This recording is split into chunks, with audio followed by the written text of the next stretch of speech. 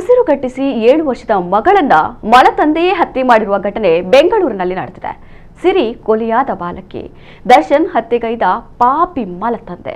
ಕುಂಬಳಗೂಡು ಠಾಣಾ ವ್ಯಾಪ್ತಿಯ ಕನ್ನಿಕಾ ಬಡಾವಣೆಯಲ್ಲಿ ಈ ಘಟನೆ ನಡೆದಿದೆ. ಮೊದಲ ಗಂಡ ಮೃತಪಟ್ಟ ಮೇಲೆ ದರ್ಶನ್ ಜೊತೆ ಬಾಲಕಿಯ ತಾಯಿ ವಿವಾಹವಾಗಿದ್ದರು. ಹೆಂಡತಿ ಜೊತೆ ಗಲಾಟೆ ಮಾಡಿ ಮಗಳನ್ನ ಆರೋಪಿ ಈಗ ಹತ್ಯೆ ಮಾಡಿದ್ದಾರೆ. ಬಳಿಕ ಪರಾರಿಯಾಗಿದ್ದಾನೆ. ಈ ಬಗ್ಗೆ ಕುಂಬಳಗೂಡು ಪೊಲೀಸ್ ಠಾಣೆಯಲ್ಲಿ ಪ್ರಕರಣ ದಾಖಲಾಗಿದೆ.